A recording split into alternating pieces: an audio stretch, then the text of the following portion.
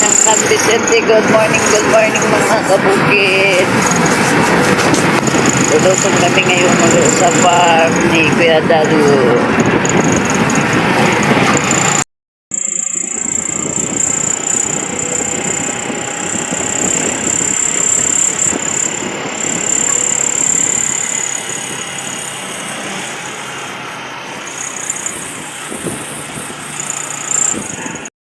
Ka na ba?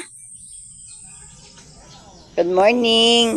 Good morning. Nandito po tayo ulit sa farm ni Kuya Dado. Ayan. Ayan na naman. Kuya Dado na naman.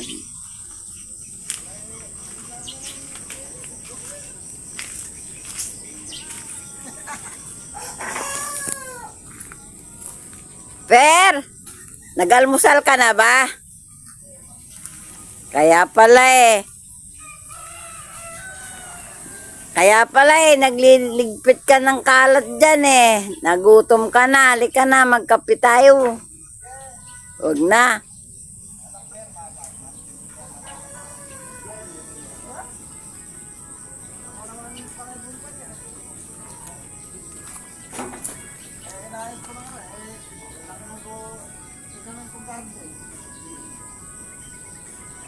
Garden ng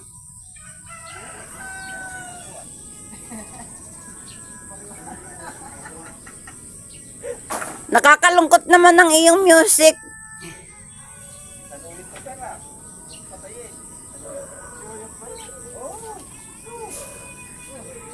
Gumanda na yung yung punlang langka, mangga. Siguro Indian mango yan. Tapos itong kalamansi. Ayan, lumabong nga po yung kalamansi. Oh. Sampalok.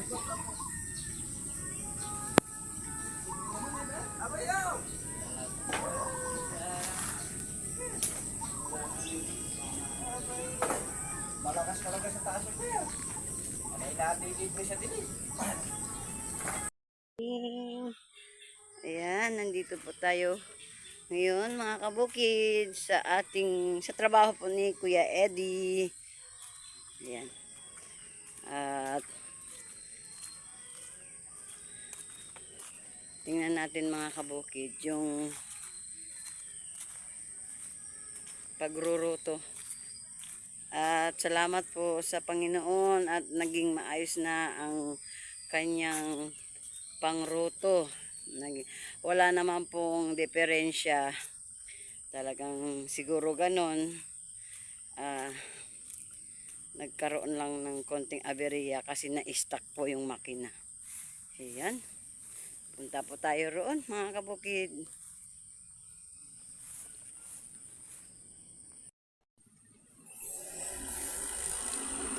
Ayan mga kabukid. Sinisimula na pong rutuhin yung paglalagyan ng palay ni Kuya Eddie.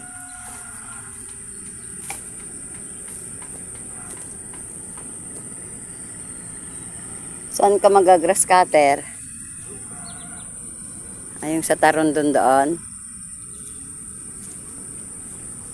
Para mamaya, pagka natadya mo ubos ng gas, kuha mo ako ng gas. May gas dun. Saka yung tawag nito, yung puti.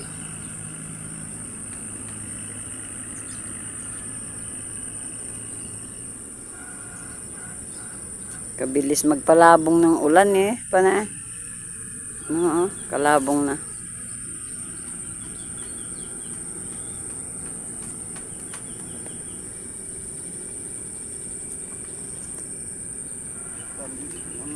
Siguro mga 2 araw pagruruto. O 1 araw lang.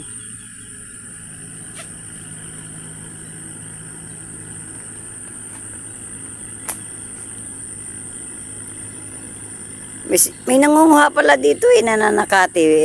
Sana inubos na niya na itong sinakati. Kaya mo, masasayang lang. Maruruto na nga.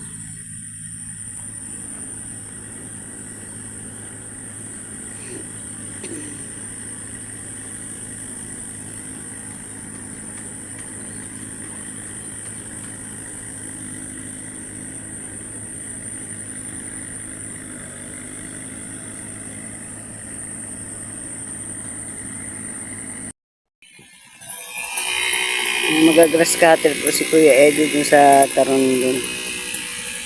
At tatamnan po niya ng papaya yon, yung dilinisan niya.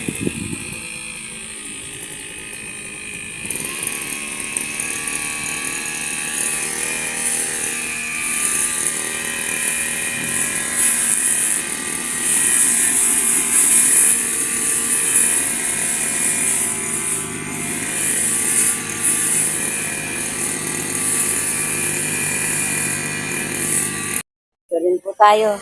Maglilinis po tayo dito sa ilalim ng mangga. Para kahit pa paano pag umaraw na, nakikita natin na nalinis naman na yung ating paglulugaran. Siguro mga ilang mayari lang ni Kuya Eddie ito malaag dyan. Masabugan ng palay at makapagtanim ng sitaw o dito, okay na po.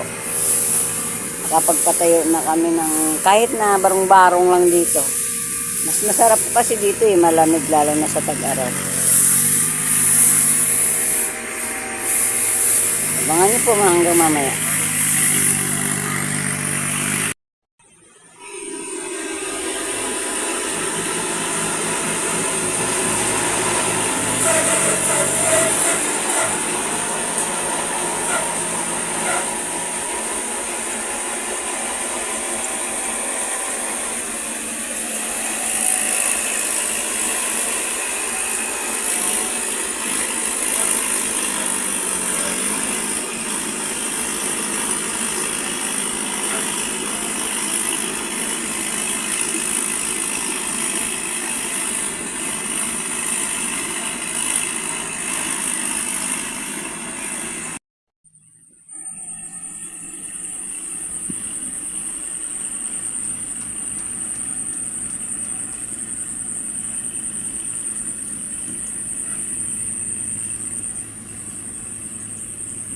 Basta yung gamot, pabili mo na pagka umaraw. Sa malayo si Kuya Eddie.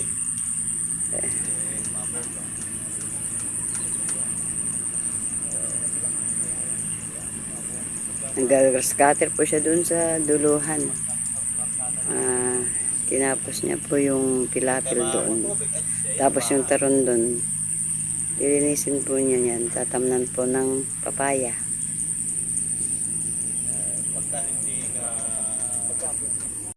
Malapit na po dito si Kuya Eddie. At nilinis niya po yung kakabila na po yan siya. Pag natapos po niya yan, doon na po siya sa may mataas doon sa may taron doon. Sa pinakagilid.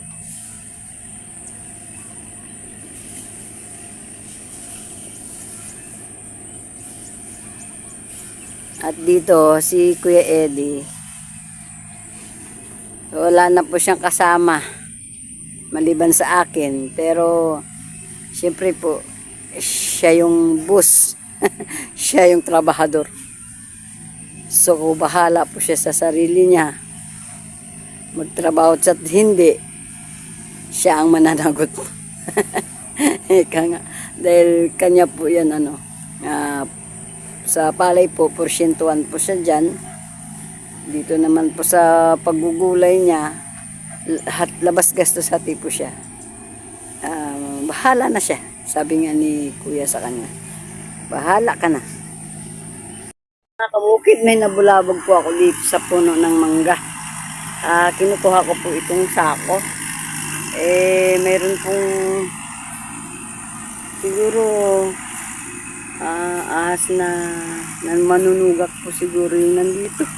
Diyos ko, natakot po ako. Nandyan po siya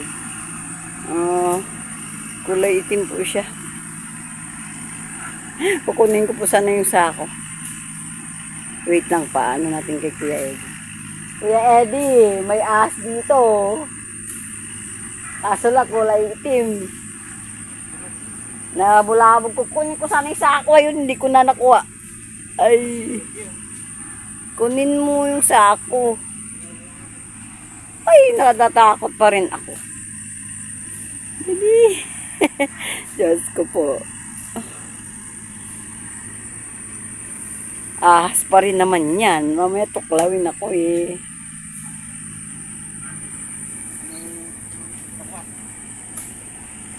Oh.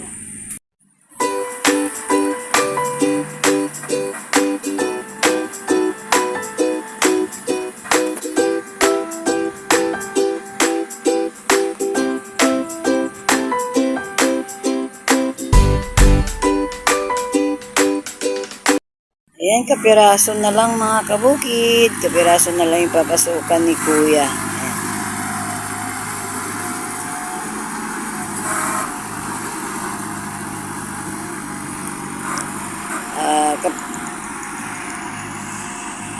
Yung matitira na lang yun, yung nasa dulo na yun. Pero dito kapiraso na lang. Siguro kung mga 4 na balik or 3, matatapos na niya. Tapos dun sa dulo, yung madamo na yun.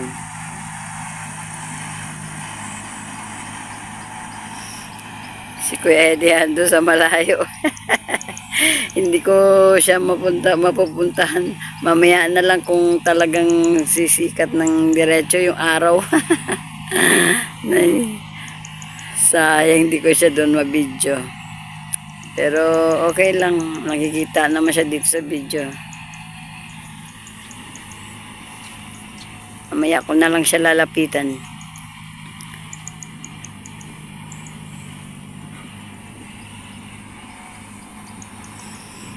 Ay, kaginhawa sa paningin pagka malinis na ang paligid.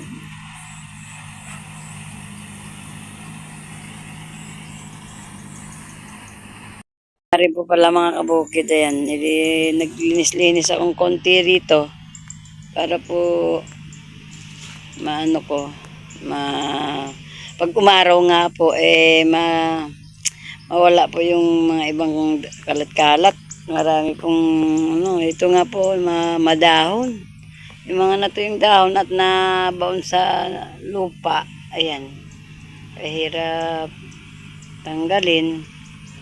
Kailangan natin ng pangalaykay.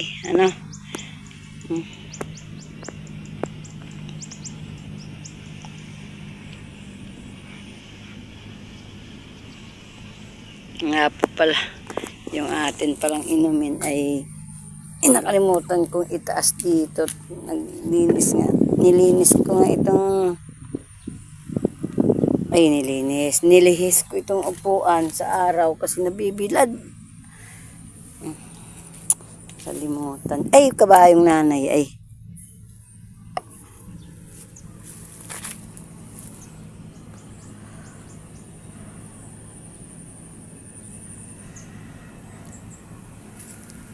Dali lang po tayo magwalis-walis. Ayan. Ano na yung mga langgam. Ay. Aba. Sana man matuyo na to. Nababad yung bandang duluhan na ito.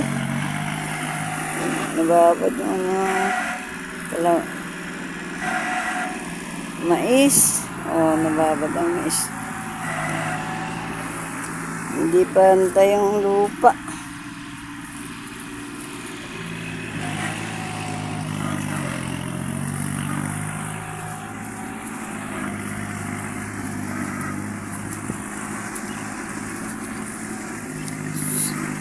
Ayan. Banda po dito, mataas. Yung naninilaw, babad po sa tubig yung mga damo na yan. Ay, damo, mais na po na yan. Pero dito, ayan ay mataas. Babad siya.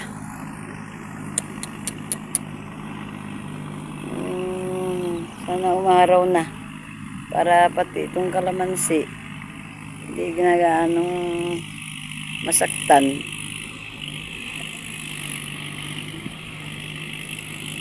Ang kalamansi kasi mga kabukid Hindi pwedeng mababad ng matagal yan sa tubig.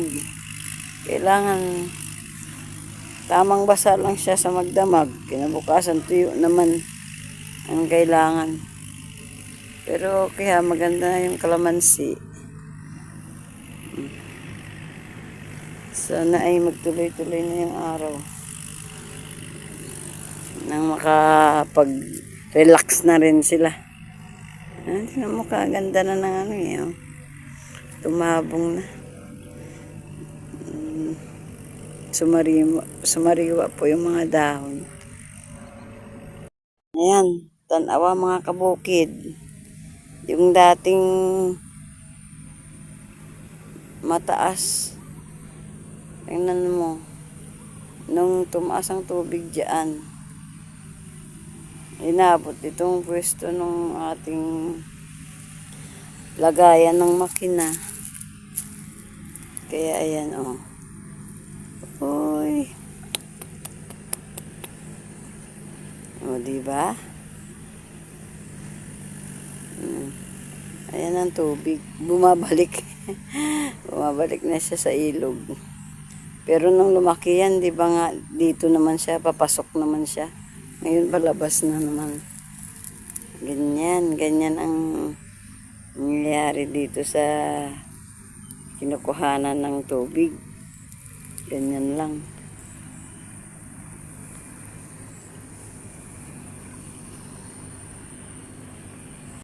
Ay, amo to ganing ginlimpyo ni Kuya Ed.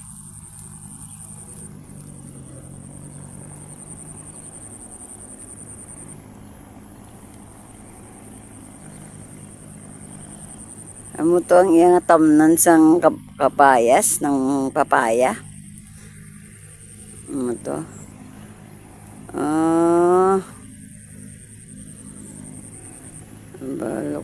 Balaan ko gani. Diyan niya itatanim yung ano, mga papaya diretso. Diretso na na.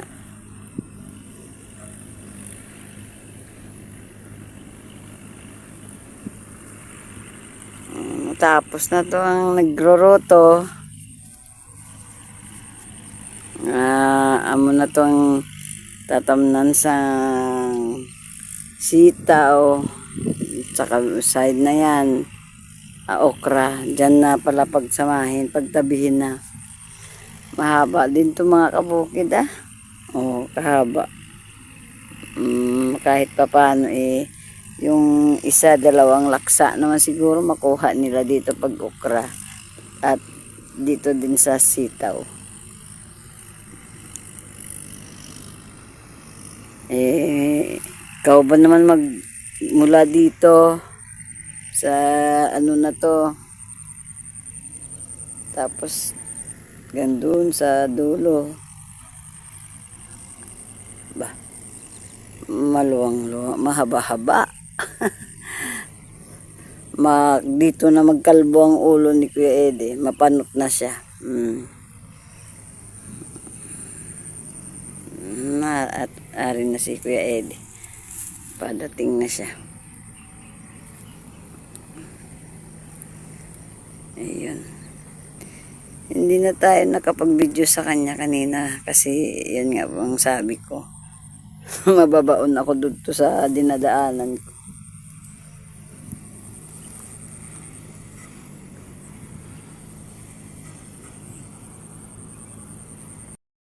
Mga bukid, malapit ng mayari.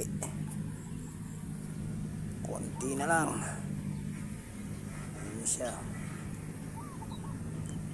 Dari na po yung isang pitak.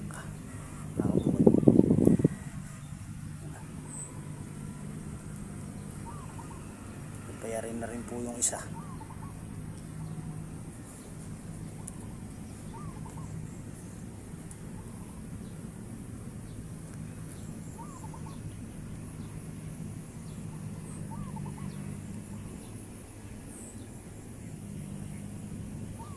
Yan mga kabukid. Oras na po para kumain.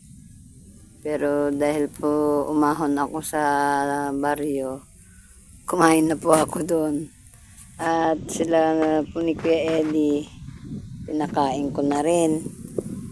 At ayun, umahon din at kailangan nila ng kanilang power. Oo, nako. Pagka oras na ng pahinga, ayan. Relax muna tayo, pahinga muna tayo.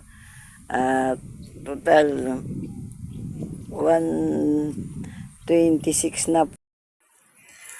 Yan po mga kabukid. Sobrang lakas po ng hangin tsaka yung ulan. Yan po, naririnig niyo naman po.